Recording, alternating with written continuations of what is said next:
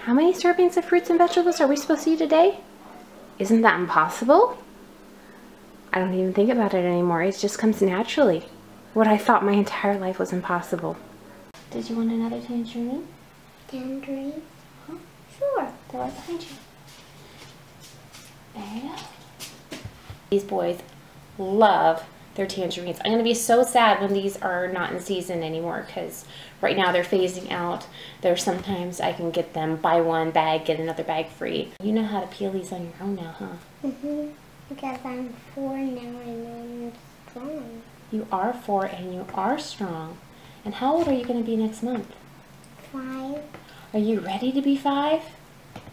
There's a whole bunch of adventure waiting for you at 5. All right, my brave boy. You know what? Let's get this big one.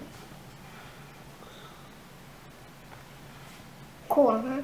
Very cool. Watch me do this gigantic one. Look at that. Very Cool, good. huh?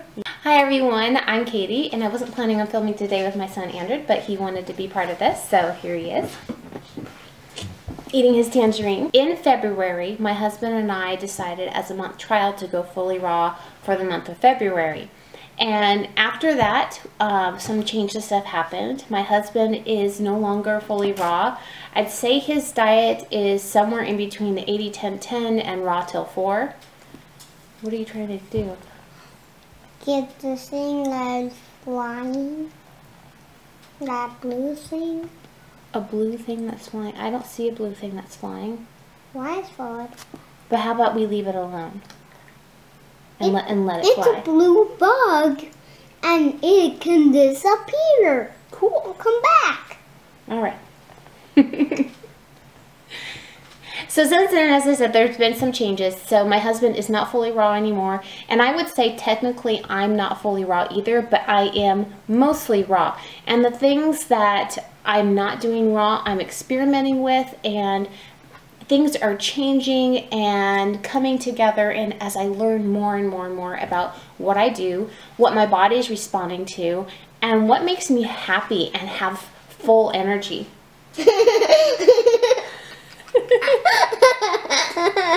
This makes me happy.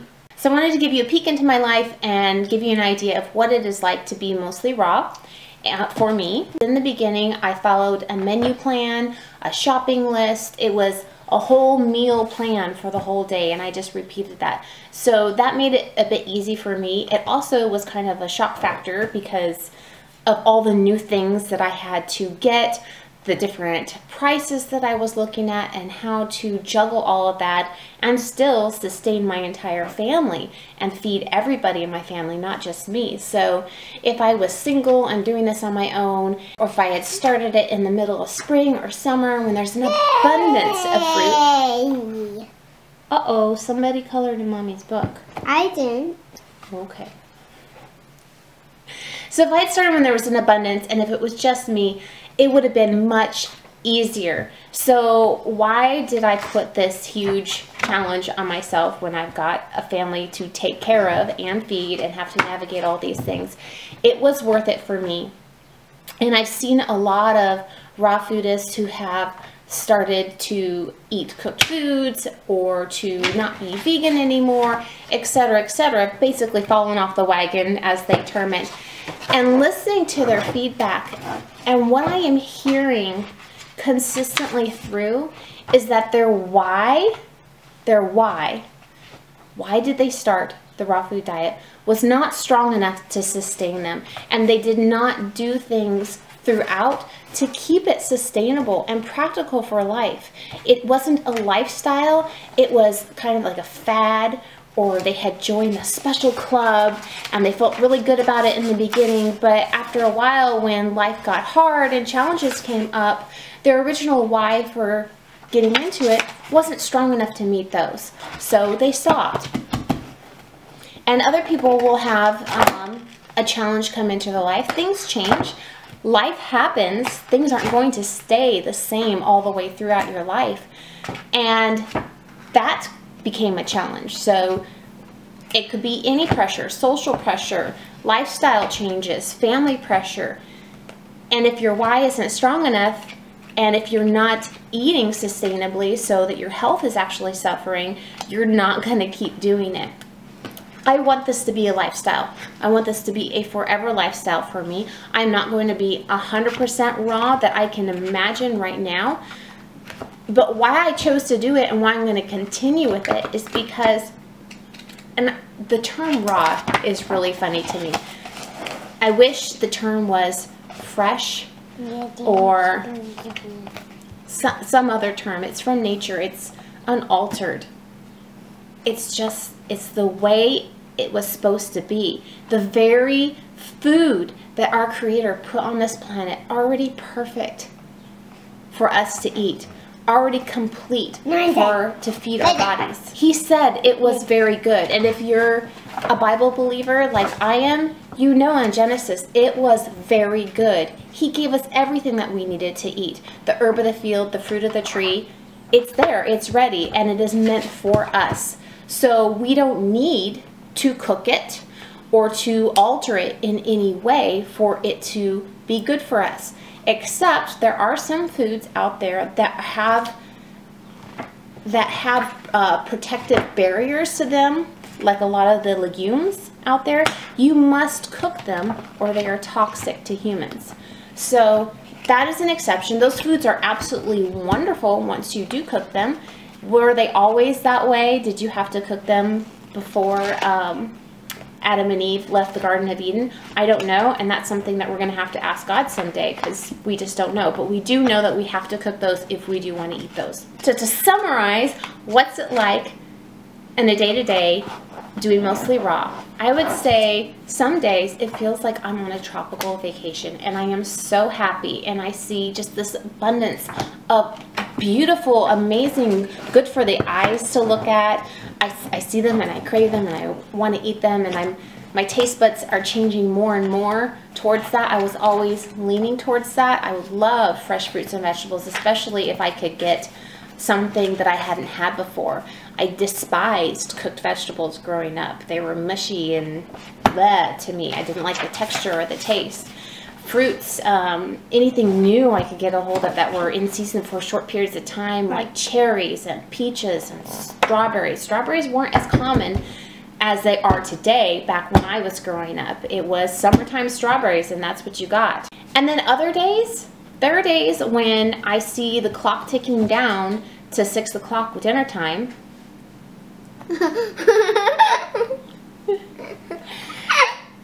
And I look in the fridge and I'm just, what do I do? What do I do? I can come up with something that I will eat, no problem, but then I have to also come up with something my whole family is going to enjoy. So sometimes that means we all enjoy the same thing together, and other times it means I'm making something different for them than what I'm eating. So we're working on incorporating more and more foods into their diet that they're going to sit down and eat and enjoy, because this is something that I want to do where I'm fighting with them over it. You will eat your food every single night. That is so exhausting. Food should be fun. And so we try to do fun things with it and make sure that there's plenty of colors. I can make little pictures and shapes out of their food. The best thing is getting them to participate with me in preparation. That gives them ownership of it, and they can say what they like more of and taste ingredients as we're putting them in. So yeah, it's going in between the, yay, I get to eat all this wonderful stuff, and what am I gonna do? And of course there are days when I'm looking at our food budget and the refrigerator and realizing I need to stock up on some things, and there's not enough money there to do it, and I have to get really creative. But I would say change like this is like any other change in your life. For example, parents. The day you became parents, or even before then when you were preparing for it, that's a huge change. Your life will never be the same. So you can either accept it and move forward with excitement and just do everything that you can to make that change the most beautiful thing that possible for you and for your child, and just really enjoy parenthood. Or you can be begrudging about it, complain about it, make it miserable for both of you. So there are many different ways to adjust to change that comes into your life. And there are many ways to adjust, and that's change that we create ourselves or change that comes to us. So my children, this new food is a change that is coming to them. They didn't choose this. They're not old enough to be making choices like that for their health yet. But I have made this choice for me. So I can choose to love it and embrace it and do what I need to adjust in order to incorporate it into a lifestyle, or I can make it hard on myself. I've chosen to make this a happy time, and I see a lot of other people who are doing what they need to do, starting their own co-ops, going to farmers markets, and it's just changing your everyday habits in order to incorporate what is important to you. So what are your priorities? This is a priority for me. Look, I'm going to steal your nose. Are you ready? I'm going to get it. Oh, I'll just wait until he's not ready. Being a raw foodist is all about attitude, just like any other change in your life. If you want to look into this lifestyle more, I suggest that you look for videos and books that inspire you. If something's not inspiring you, then move on and find somebody who does. So great books that I can recommend, and I've just started my library, the Raw Food Nutrition Handbook. I'm kind of a nerd, so I like to read a lot of scientific details. This is one of my favorite books that I've just started reading, the 80-10-10 diet, because I want to know more about this, why it works so well and is so superior to everything out there. You want to look at that and see if there are any pictures? That's a peach.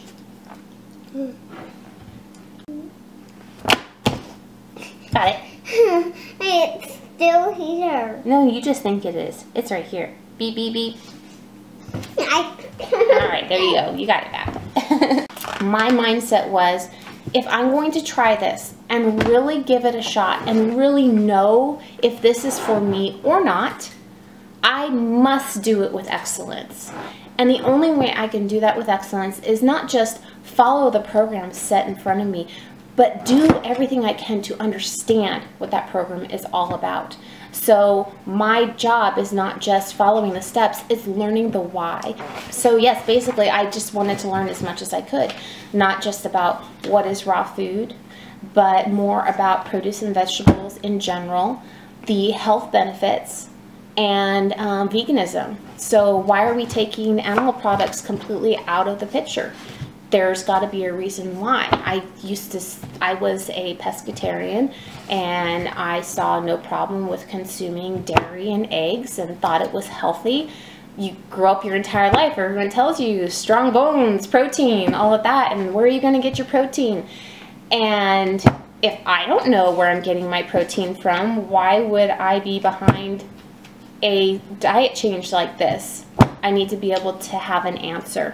Andrew, what do you think of all the fruits up here? What are your favorites? Bananas and rose and tangerines. Bananas and tangerines are your favorite? What are Mommy's favorites? Mango. Can you smell it? Yeah. So Andrew, do we eat animals anymore?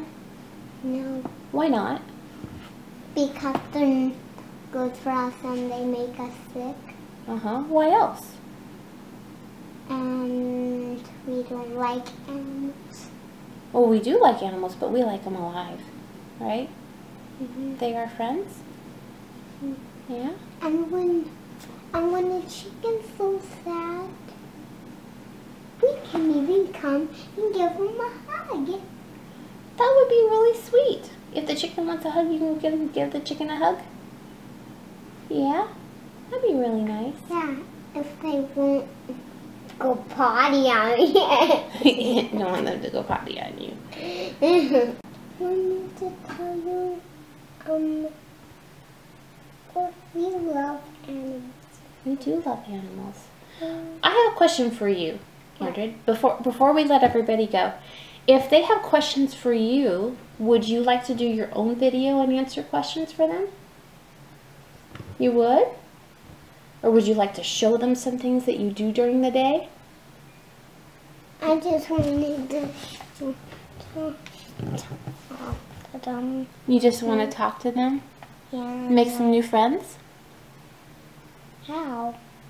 Because if some other kids see your video, maybe they'll be your friends.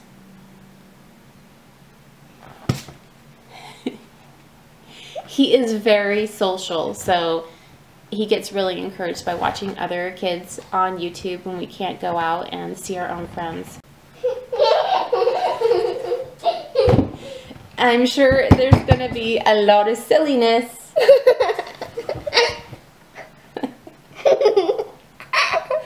Just wait, see?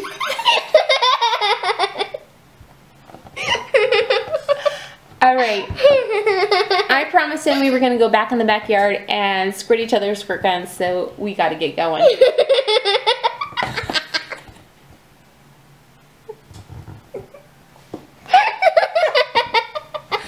Bye everyone. Thank you so much for watching and for allowing us in your home today. I hope this video was enjoyable and informative.